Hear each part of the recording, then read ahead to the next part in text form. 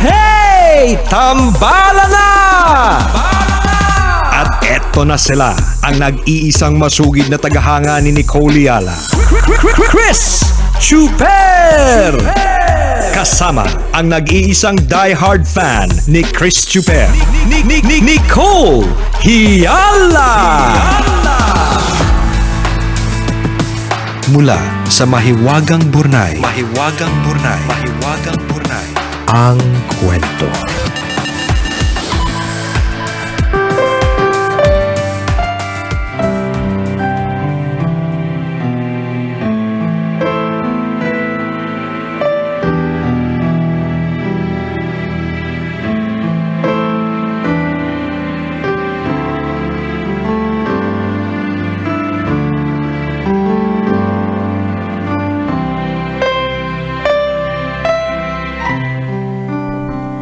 Dear Nicole and Chris, itago nyo na lang ako sa pangalang Rigor. Tambalanista since 2011. Kahit office hours, naka-headset ako para mapakinggan kayo. Sumulat ako to share my story noong OFW ako sa Dubai. Ay, mali pala, Abu Dhabi. Dubai? Ibang kwento na tuloy. Sabihin na nagpadala, news. hindi ako yan. Taga Abu Dhabi ako. Scam. Fake news. Maritas na maritas, nagbago yung lugar. Sorry naman. Okay, again.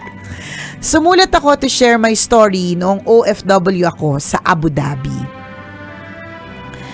Tingin ko kasi madaming mapupulot na aral sa pinagdaanan ko. Graduate ako ng Associate in Computer Science. Dahil working student, excited akong mag full-time work after graduation. Ang dami kong inaplayan pero dahil 2 years lang ang course ko, hindi ako natatanggap. Priority lagi ang mga nakatapos ng 4-year course at idagdag pa yung pleasing personality na requirement. Parang hindi pleased sa akin yung mga interviewers. Dahil walang mahanap na trabaho locally, naisip kong mag-abroad. 23 years old ako noon. May nakita akong employment agency na naghahanap ng rigger at pipe fitter for Abu Dhabi, UAE. Paki-Google na lang po ang job description para sa mga gaya ko na nung una hindi alam kung anong klaseng trabaho ito. Maliban sa spelling, wala akong kaalam-alam kung ano yung ina-applyan ko. Kailangan ng 2 years experience sa field, pero dahil graduate ako ng 2-year course, I qualified. Pineke ko ang employment certificate para ma-interview. Alam kong mali, pero desperado na akong magkatrabaho at makatulong sa pamilya. Nag-self-study na lang ako bago ang interview.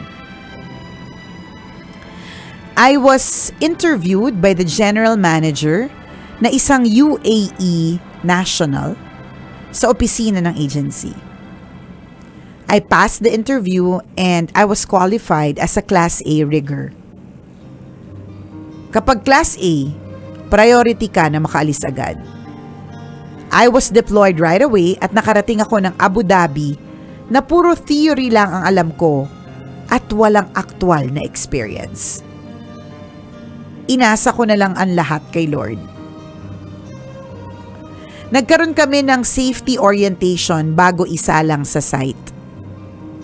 We were grouped at sinabihan kami na may pagbubuhat na magaganap every week. Kinabahan ako kasi hindi ko talaga alam kung ano ang gagawin. Nang magsimula, I realized na hindi ko bet ang lifting. Buti na lang meron akong 200 dirhams. Ang diskarte ko, binabayaran ko yung mga taga Bangladesh, yung mga Pakistani at Indians to help me secure the knots and to give hand signals sa crane operator. 3 buwan kong ginawa yun. Yung mga rigger contacts ko nakaabang na nearby the area where I will be assigned. Extra income din kasi sa kanila yun. Mabuti na lang at gumana ang brain cells ko at naisip ko ang discarding ito. On my 4th month, isa ako sa nalipat sa ibang site. Kaso may interview pagdating sa site. Kapag hindi nakapasa, pinauuwi ng Pilipinas.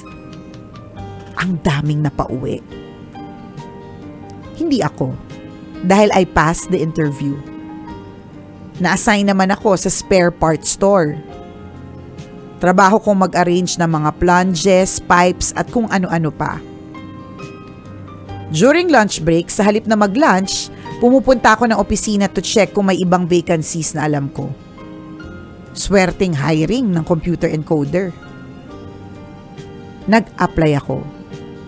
That same day, sinabihan ako ng storekeeper that I will be transferred to the office the next day. Excited ako sa bagong trabaho ko. Finally, I was deployed sa trabahong alam ko talaga.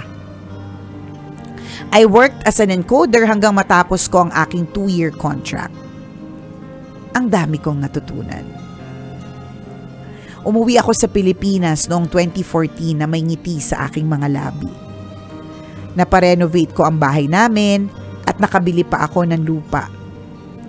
Sa ngayon, may asawa na ako at nagtatrabaho bilang admin executive sa isang transportation company dito sa Malaysia.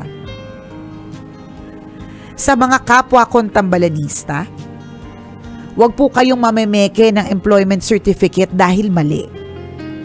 Kung may mga kamag-anak naman kayong OFW, pahalagan mo sila. Kumustahin ninyo and make them feel loved kahit malayo.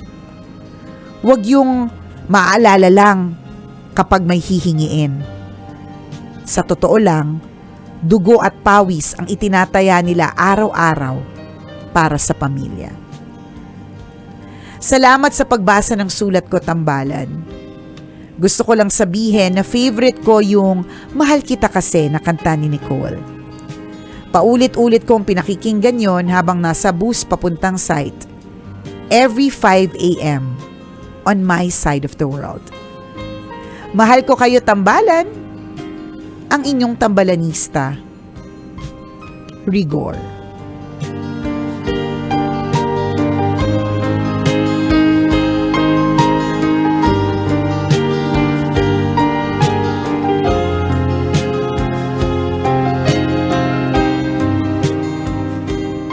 What are the duties of a rigger?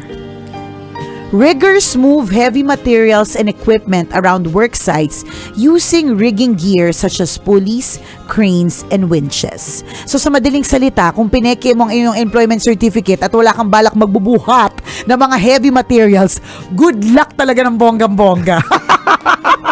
Alam mo, Rigor, siguro gulat na gulat siya. Ito pala yung Ito pala yung gagawin. Wala akong alam Oo. detail. Oh my gosh, ayoko magbuhat.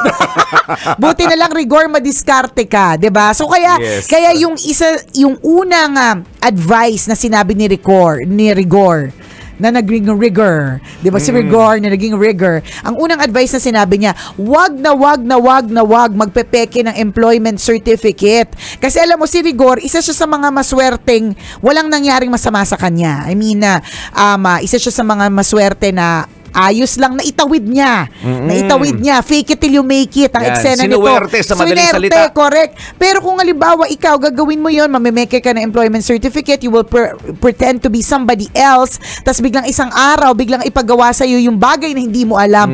Ay, nako talaga, magtawag ka na talaga ng lahat ng mga santo. Oo. Tawagin mo na lahat ng mga pwede mong tawagin, di ba? Correct. Kasi mahirap yan. So, wag mamemeke. Kasi maraming consequences na hindi Sa maganda true. kapag pineke mo yun. Ito nagkataon lang na talagang sinuwerte. Swinerte, correct. Kasi pag nagkaroon talaga ng background checking tapos nalaman nila na peke yun, syempre aalamin niya ito yung company to, i-check ka. Totoo ba nagtrabaho po itong si Rigor dyan sa Correct. sa kumpanya nyo? Pag sinabing, wala naman kami na employee na ganyan ang Oo. pangalan. Meron kaming kakilala na Rigor ang pangalan pero iba yung ano niya, iba yung job description niya. Oo. 'Di ba? So, Mahirap 'yun.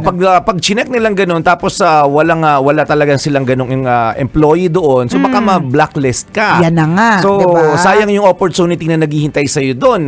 Sa mga ganun tipo, sa madaling salita, hindi talaga maganda yung consequences. Ito, nakalusot lang talaga. Correct. 'Di ba? Hindi porke na kami may kakilala po kayo na kalusot or katulad nitong si Rigor na narinig ninyo yung kwento na nakalusot, hindi porke ganon, ibig sabihin nun, lulusot na din kayo. So, yan yung kanyang unang advice. Huwag Yes. mamemeke ng employment certificate. Huwag mag-pretend na hindi ka, huwag mag-pretend.